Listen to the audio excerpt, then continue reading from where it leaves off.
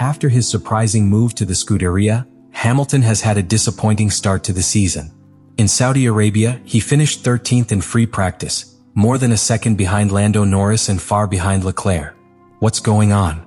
Lewis Hamilton didn't come to Ferrari to be just another driver. He came to make history, to close his career on a high note with the most legendary team in Formula One. But what we're experiencing at the start of the 2025 season is the complete opposite. It's frustration. It's confusion. It's a reality that no one expected, not even Hamilton himself. At the Saudi Arabian Grand Prix, everything became clear again. While Charles Leclerc, his teammate, was managing to be competitive from practice, Hamilton was sinking. He finished the second free practice session in 13th place, more than a second behind Lando Norris's leading time and 6/10 behind Leclerc. That, in Formula One, is an eternity.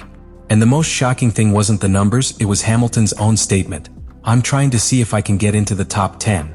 A 7-time world champion, speaking with such a level of resignation. Aware that his car, his driving style, his adaptation, just aren't working. Ferrari knew there would be an adjustment period. But they didn't expect this. Hamilton isn't comfortable, and it's not just a matter of feeling. It's a series of technical failures, problems with tire temperatures, and a car that seems designed for another driver. Meanwhile, the press is beginning to wonder, what's really going wrong? Did Ferrari promise Hamilton a competitive car and fail to deliver? Or is it Hamilton who can't connect with the red machine? The truth is that this start to the season has already left its mark. Hamilton, the same one who was fighting for pole positions and victories with Mercedes, is now struggling to avoid being knocked out in Q2. And that's a phrase no one imagined he'd say when his signing was announced. There's no single cause behind Hamilton's poor performance. There's a combination of technical and mechanical factors that have been keeping him out of contention since the first Grand Prix. But if there's one element that has been key to explaining why he can't find pace, it's the behavior of the tires. From the first free practice sessions in Saudi Arabia, Hamilton made it clear, the car can't get the tires to their ideal temperature. And in Formula One, that changes everything. Without temperature, there's no grip. Without grip, there's no confidence. And without confidence, the driver can't attack, can't take risks, can't push the car to its limits. This technical problem is directly linked to the setup of the SF25, Ferrari's new single-seater. A car that, despite having received multiple aerodynamic updates, remains unpredictable, especially on high-speed circuits like Jeddah, where the tire operating window is narrower and more demanding. The most serious thing is that these problems aren't repeated on the other side of the garage. Leclerc does manage to warm up the tires, he does manage to make them work, even though he's not in direct contention for pole position. This difference makes the analysis even more complex, because this isn't a general failure of the car. It's a failure that affects Hamilton specifically. And this puts the spotlight directly on his driving style, his adaptation, but also on the lack of harmony between the driver and the technical team. Ferrari is trying to adjust engine maps, car balance, and preparation lap strategies, but so far they haven't found a solution. And each unanswered session is another stone on the back of a champion who came to Maranello to win, not to fight for a place in Q3. The problem is invisible to the public, but destructive for the driver. Because it's not just about losing track time. It's about losing faith in the project. And when that happens in a team like Ferrari, the consequences can be devastating. Until a few weeks ago, everything seemed to point to an adaptation problem. Hamilton couldn't find any rhythm at Ferrari, and the narrative revolved around the driver. His style, his confidence, his learning curve. But after the Japanese Grand Prix, everything changed. Ferrari discovered a technical fault. And not just any fault. A component of the SF25 that, according to Hamilton himself, is performing below expectations. A detail that could be costing him more than 1/10 of a second per lap. It may not seem like much, but in Formula One, 1/10 is a world of difference. It's the difference between starting 5th or 10th. Between fighting for points or finishing outside the top 10. It's the kind of detail that defines a season. Or ruins it. The most disturbing thing is that Ferrari doesn't know why that component is failing. They know it's there. That it exists. That it's penalizing Hamilton. But they're not sure if it's a manufacturing defect, a structural design issue, or a fault that only activates under certain conditions. Hamilton was clear after Suzuka. He said that the component will be replaced, that they hope to fix it in the upcoming races. But at the same time, his tone was that of someone who has already lost some confidence. When a team like Ferrari doesn't have technical answers for a problem that's been dragging on since the first race, doubts multiply. And there's something else. That component doesn't seem to affect Leclerc. Or not in the same way. Because the Monégasque hasn't mentioned similar limitations. Which raises a new question. Is Leclerc's car in better condition? Or is Hamilton's driving style simply making the problem worse? Theories were quick to emerge. Some experts suggest that Ferrari, in its attempt to create a balanced car for both drivers, ended up creating a chassis that favored Leclerc. Others claim this faulty component could be in the power unit, affecting torque delivery or braking performance. But no one outside the team is certain. This seemingly small technical detail has become a symbol of Hamilton's nightmarish start at Ferrari. Because it's not just about results. It's about feelings, of frustration, of helplessness, and of a lack of control. The most successful driver of the hybrid era, trapped in a car that doesn't respond as it should. And with a team that still doesn't have all the answers. This story, which was supposed to be epic from the first lap, is starting out as a maze. One from which, for now, Hamilton can't escape.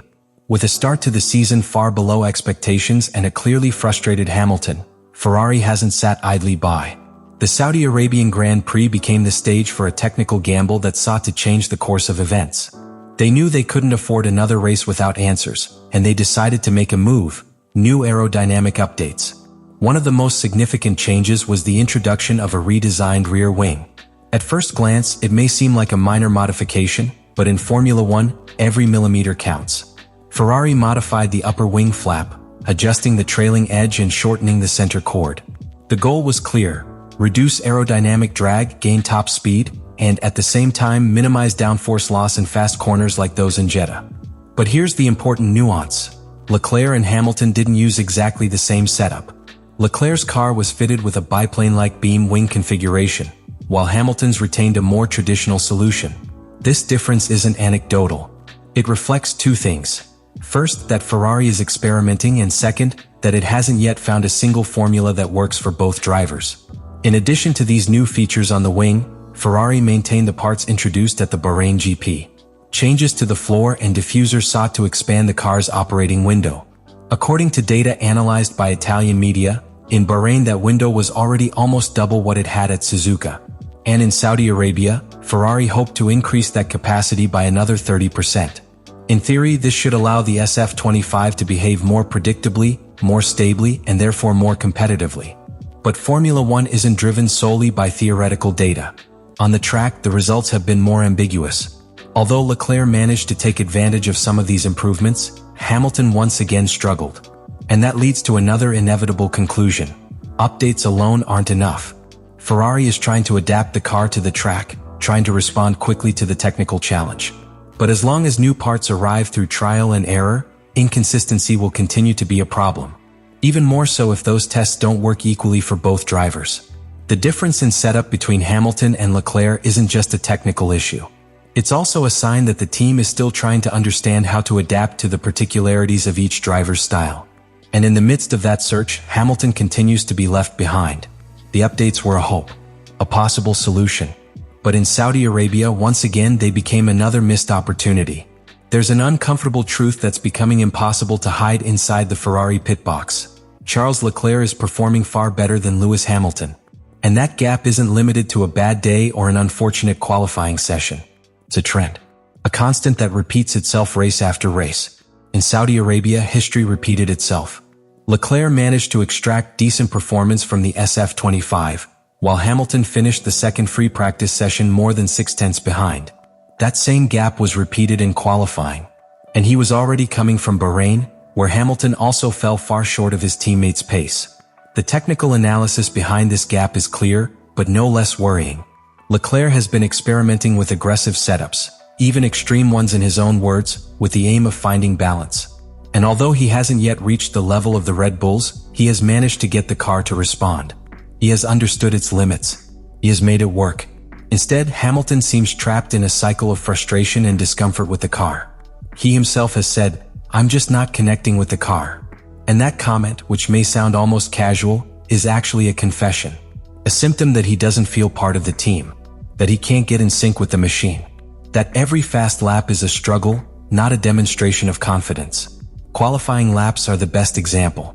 Where Hamilton used to shine, he now fades. He acknowledges it bluntly, "My Q3 laps are the worst right now. I need to work on that." And when a driver like Hamilton, known for getting the most out of the car at the most crucial moment, fails precisely there, there's a structural problem. A deep one. One that goes beyond simple setup adjustments. Of course, the faulty component he mentioned after the Japanese GP may be playing a significant role. If that technical fault exists and is present only in his car, then the direct comparison with Leclerc loses value. But even so, the numbers are there. And Ferrari can't ignore them. Because while one of its drivers is fighting to get close to the top 5, the other is fighting to get out of the bottom of the top 10. This performance gap between teammates is nothing new in F1. But when one of them is Lewis Hamilton and the other is a driver who has been within the Ferrari structure for years, the implications are different. Leclerc is playing at home. He knows the car. He knows the team. And above all, he's growing with the car. Hamilton, on the other hand, is starting from scratch, with a car that wasn't made for him, and with enormous pressure on his shoulders. That gap for now isn't just technical, it's also emotional. And as it continues to grow, the narrative at Ferrari will begin to change. From the illusion of a perfect pairing to the uncomfortable dilemma of having its brightest star lost in the obscurity at the back of the grid. When Lewis Hamilton announced his arrival at Ferrari, the motorsport world came to a standstill. It was the most shocking move of the decade. A 7-time world champion leaving the comfort of Mercedes to face a new challenge with the most iconic team in history. It was the beginning of an era, a final dance with a taste of legacy. But the reality, at least until now, has been very different. Instead of a fairy tale, we're seeing a story fraught with obstacles, frustration, and doubt.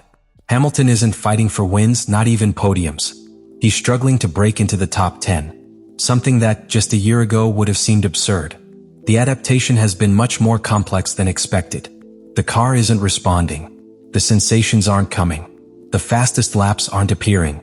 And the worst part is that the first signs of tension are already being felt inside the pits. The comparison with Leclerc is inevitable. And every tenth of a second difference is another blow for a driver who came to Ferrari to make his name in history, not to be number 2. Still, if anything has defined Hamilton's career, it hasn't been just his speed, but his resilience, his mental strength, his insistence on never giving up, even when all seems lost. He himself said it after another frustrating race. No matter what, I try. I'm so far away, but you don't give up, you just keep trying. And that's what keeps the anticipation alive. Because this isn't over. Ferrari still has cards to play. Updates that will arrive. Changes that could give them the competitive car Hamilton needs. And when that happens, the story could change completely. Because if anyone is capable of rising from the bottom and returning to the top, it's him. The season is long. And Hamilton's story at Ferrari is just beginning. Could be a tragedy. Or it could become one of the great epics of modern Formula One. The only thing that's certain is that no one, absolutely no one, will stop watching what's next.